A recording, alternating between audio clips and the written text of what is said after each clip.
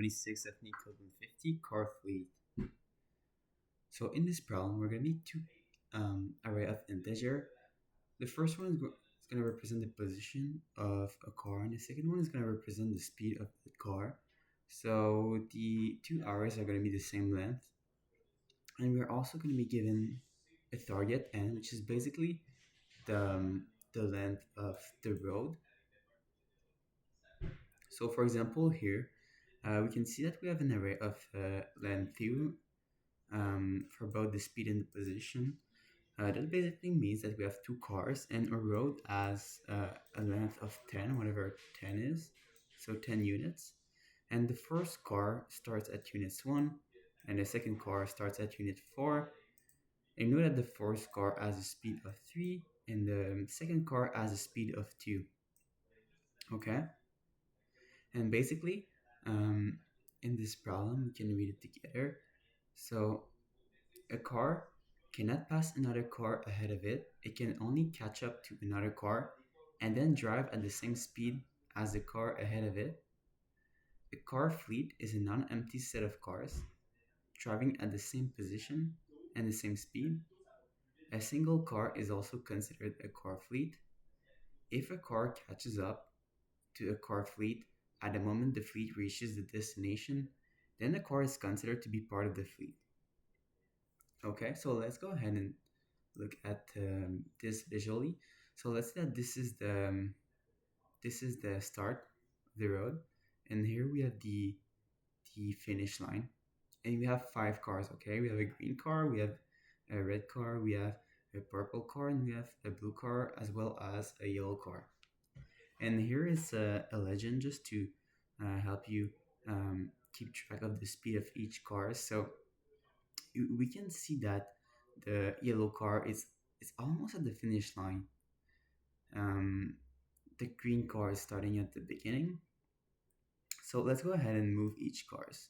So um, we know that the yellow car has a speed of 1, so we're going to move it forward by 1.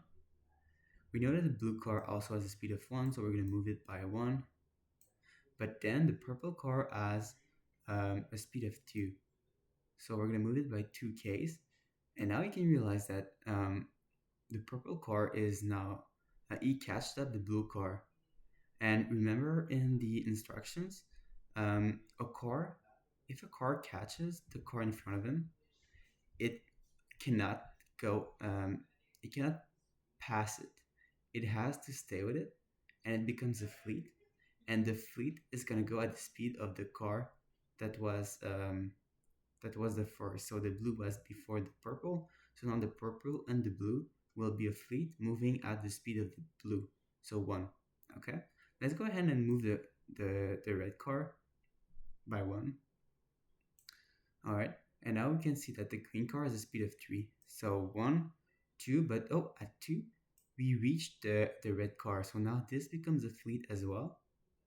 And both are going to move at the speed of the first car, the one that has been catched up. And this is the red car. All right, so now let's go ahead and move again the yellow car. Now it has done. So this is a fleet that just arrived at destination. And now we're going to move this second fleet by 1 because it follows the speed of the blue car. And then we're going to move this other fleet by 1 because it follows the speed of the red car. And we're going to do another round. So we have a second fleet that came in. And now for that fleet, we're going to keep moving it by 1 each time until it arrives at destination. And we realize that we basically have 3 fleets of car. Okay, so this is what we mean by a fleet. So let's just try to see how can we actually solve this.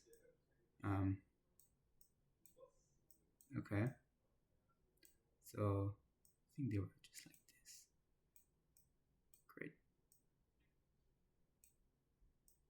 All right. So first thing that we can do is to actually calculate how many rounds at each speed it's going to take for each car to arrive to the end. Okay, so the end is here. But for the yellow car, it moves at a speed of 1, so it will basically take 1 and 2. Okay, so let's just go ahead and write 2 in it. And for the blue car, it also moves at a speed of 1. So we're going to say 1, 2, and 3. So it will take 3 rounds to reach the end. This is the speed. And for the purple car, it moves by 2.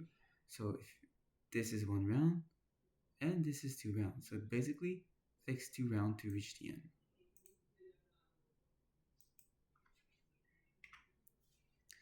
And for the red car, it moves by 1. So you have 1 round, 2 round, 3 round, 4 round, 5 round, 6 round, and 7 round.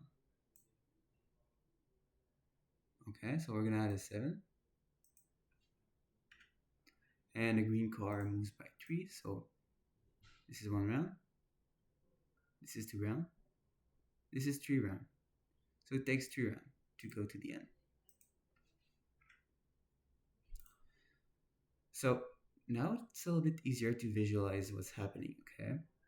So basically the first car has to take less round than the car behind it.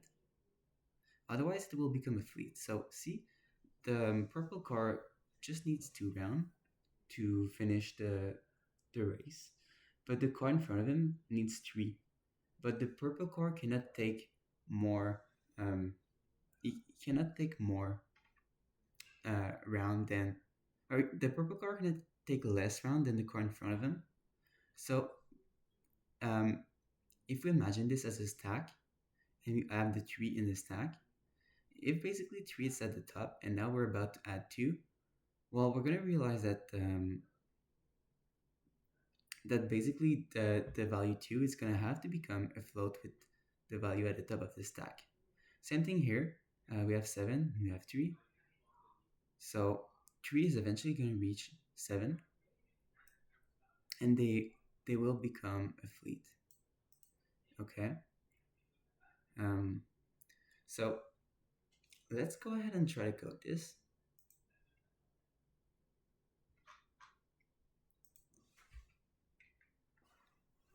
So first, let me zip the 2 arrays into 1 arrays. So we're going to create pairs, and this is going to be equal to basically a list of the zip value. And basically what we're going to zip here is the positions and also the speeds.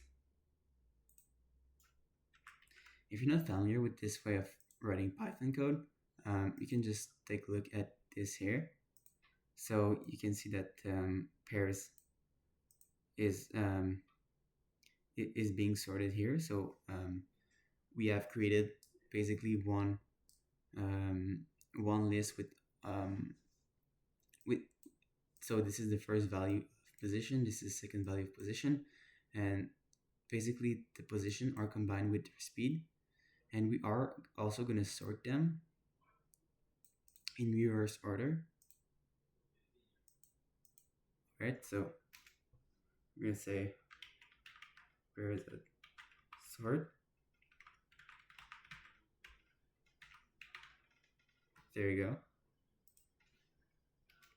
And we're also going to create our stack.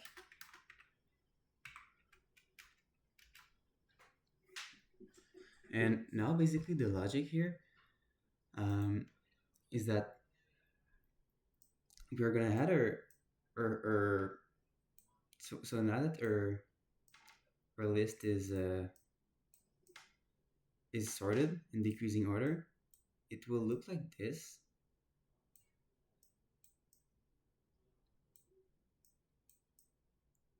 And what we can do is simply on me, it's simply to add in the stack the first value, the second value,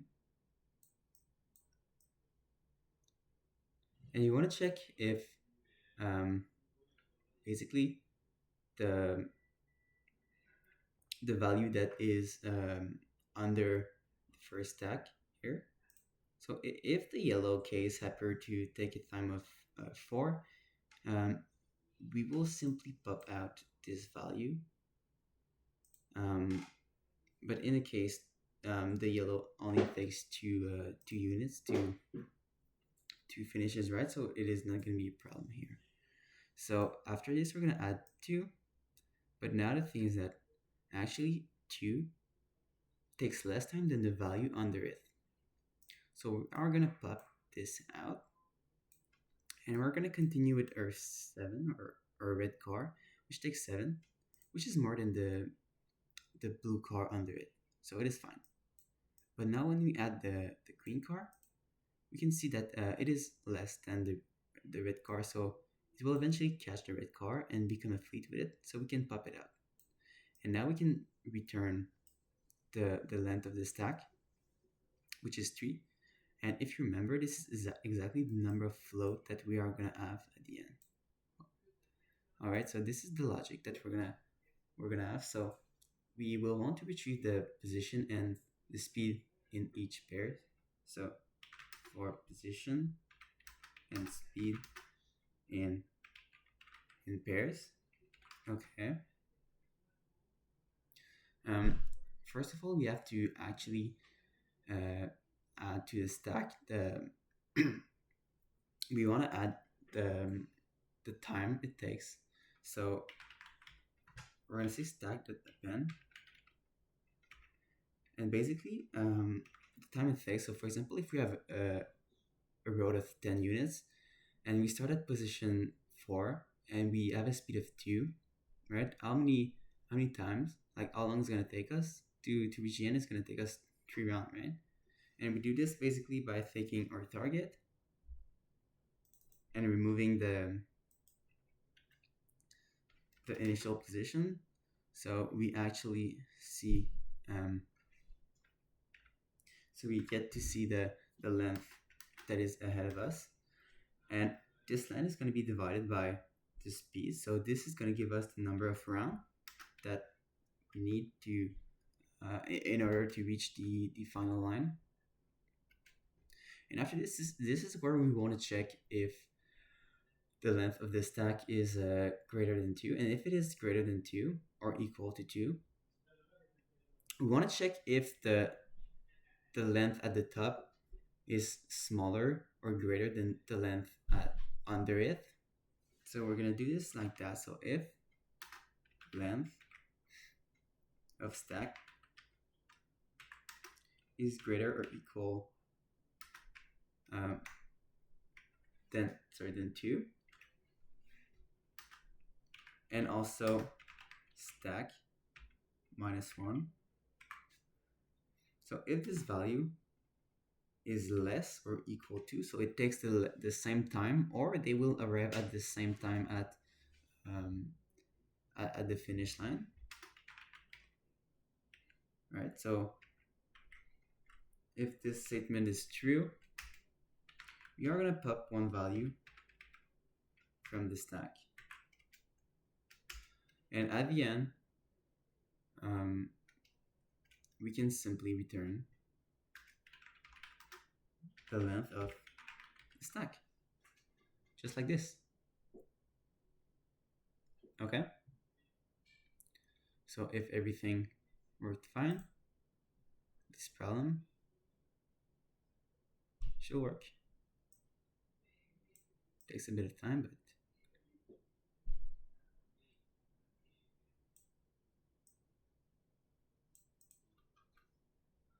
all right. Let me just refresh the page.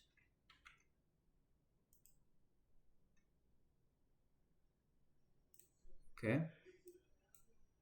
Did we submit it? There you go. We passed the test. So I hope you learned from this video, and I hope to see you in the next one.